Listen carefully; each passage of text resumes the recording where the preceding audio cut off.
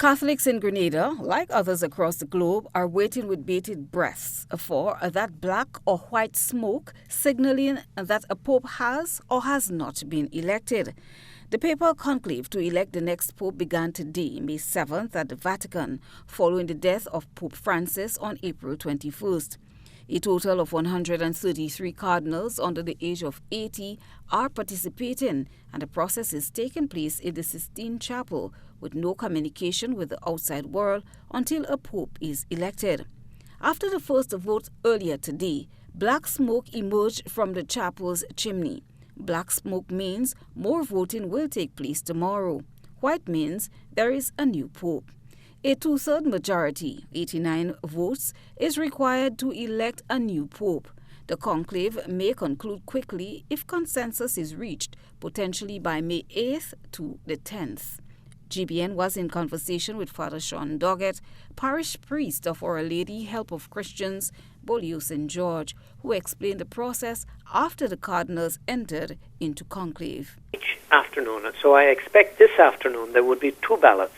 In other words, each elector would write the name of the person he thinks would be best suited to be pope, and all of those papers are put together and they're counted, and then the result is announced.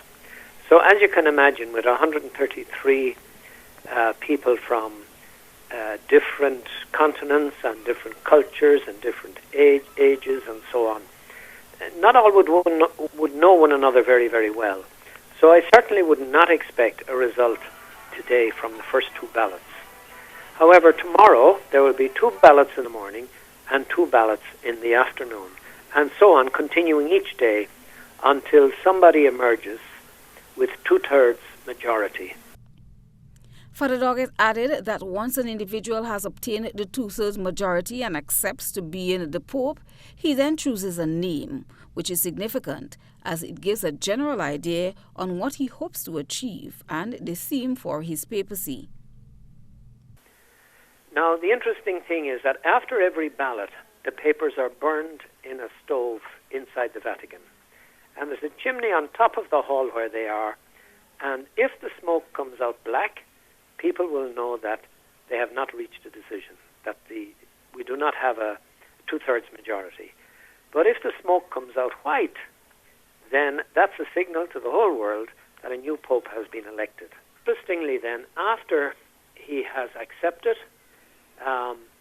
3 white soutanes, that's the outer garment that the pope wears, have already been prepared, large, medium and small, and he's fitted with the one that fits him.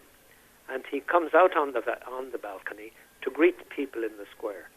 And that's the beginning then of great rejoicing and celebration that a new pope has been elected.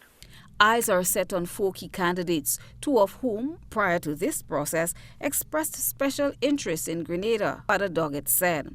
Cardinal Pietro Parolin from Italy, a Vatican diplomat and leading centrist, Cardinal Luis Tegal from the Philippines, someone who is described as progressive and popular in the global south, Cardinal Robert Sarah from Guinea, also a conservative traditionalist candidate, and Cardinal Matteo Zuppi from Italy, known for his pastoral style and peace efforts.